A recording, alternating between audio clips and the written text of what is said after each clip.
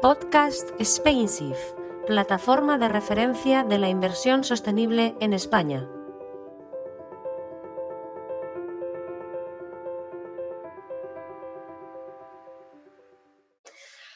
Welcome to Podcast Spainsif, the reference platform for sustainable and responsible investment in Spain.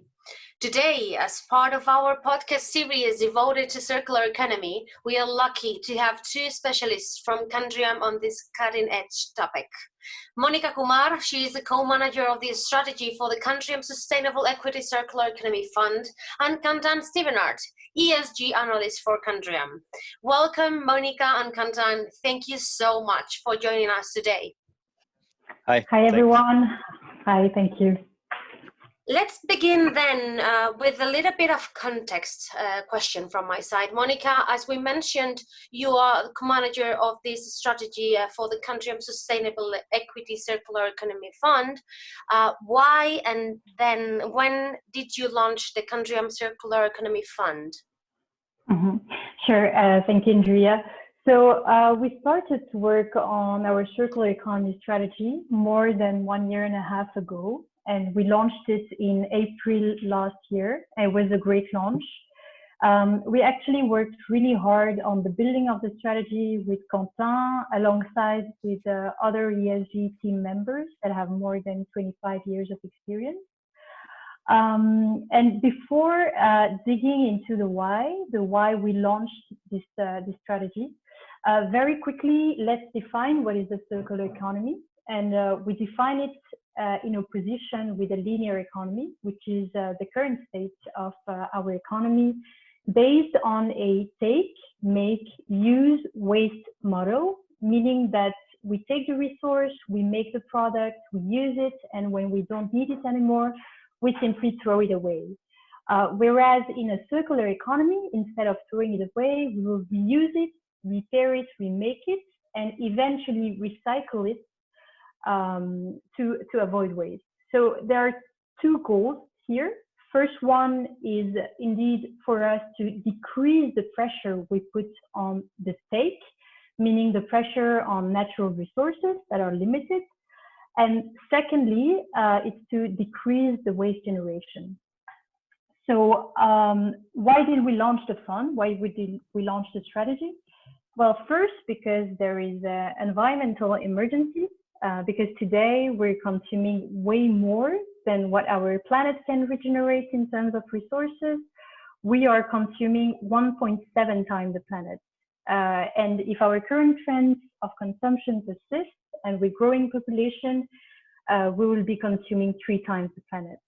So it's clearly not sustainable, and we need to move towards more circularity. And we see it today. We see that there is that move happening.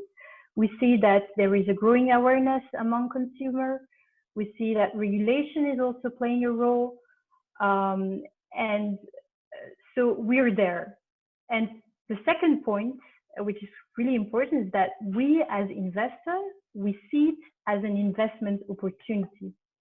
Because to be invested in those small companies that provide disruptive innovation that allow that transition is really a win for our customers. So that investment opportunity by 2050, it is estimated to reach 4.5 trillion USD, and we see there is something there. Well, the logics are there for the fund to exist, definitely. Thank you, Monica. I would like to know in practice, Quentin, how do you select companies based on this thematic?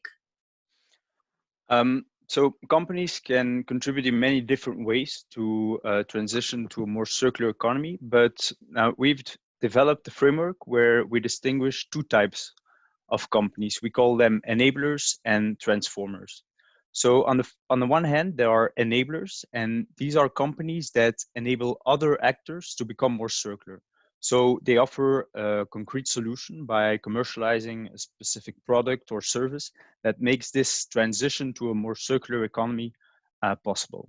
And so there are plenty of ways to do so. Companies can, for instance, offer alternatives to polluting materials, where these are then replaced by a more sustainable solution.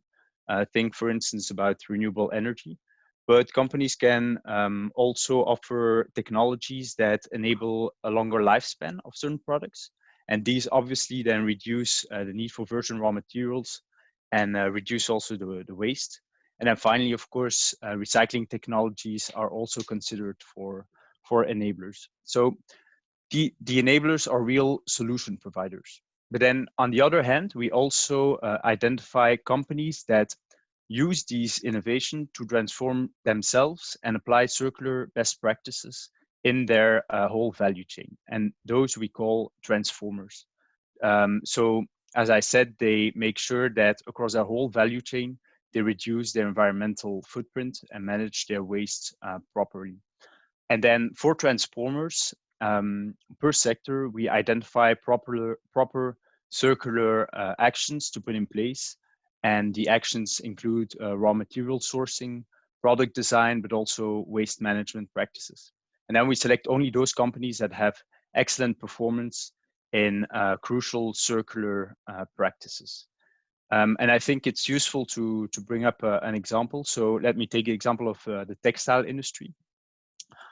For textile industry, first of all, it's useful and even alarming to know that each year, almost 6 million tons of textiles are discarded in Europe alone, and only less than 1% of these clothes are recycled as clothing. So knowing this, we identify several actions that textile companies can put in place to transform their industry and make a shift towards a circular economy possible as transformers. The first one is the collection of used garments. That is crucial because obviously it reduces landfills, but also enables recycling. The most simple way for companies to do so is implement or organize take-back services in their stores. But additionally, companies could also offer vouchers or even cash bonuses to people that bring back their used clothes.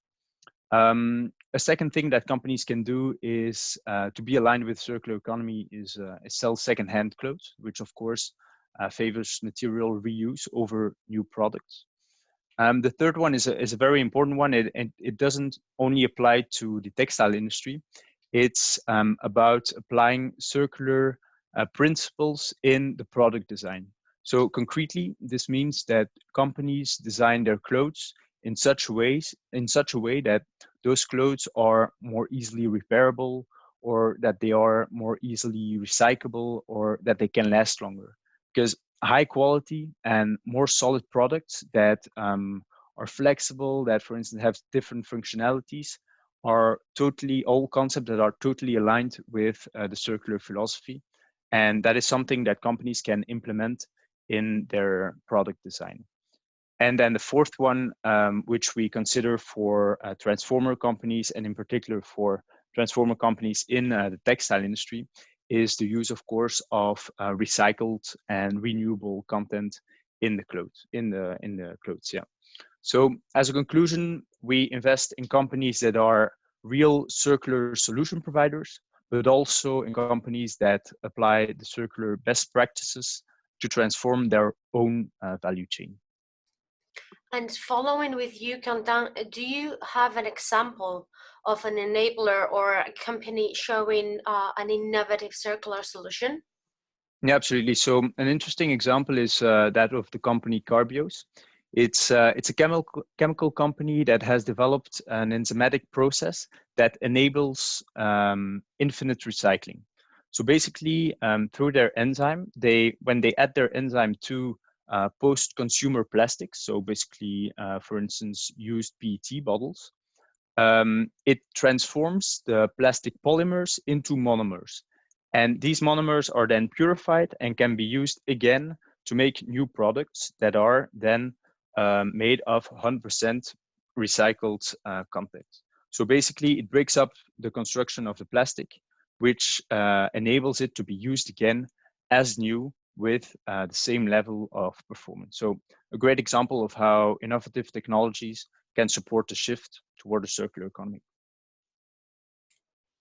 Thank you, Candriam. This is definitely helpful to have some real practices to understand what kind of real activities behind this so-called circular economy lately.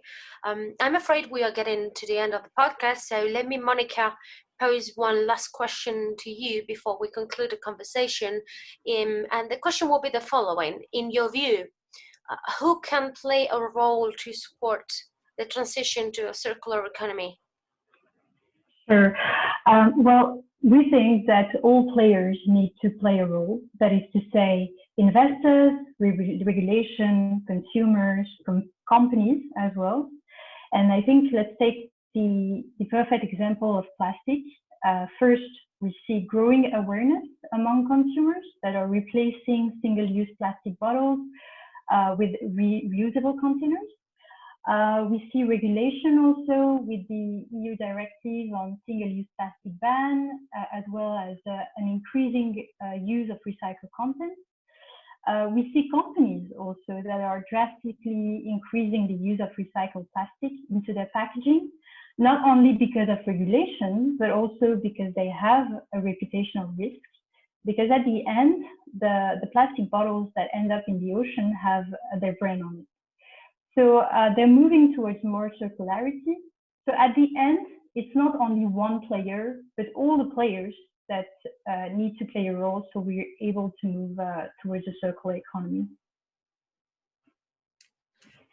Well, thank you so much, both of you, Contan and Monica. It's been a pleasure having you today as part of this Spanish podcast series on circular economy for sustainable investing. And as for the audience, I hope that this content was interesting to you. And let's hear each other back in following podcasts. Thank you very much. Thank you. Podcast Spainsif, plataforma de referencia de la inversión sostenible en España.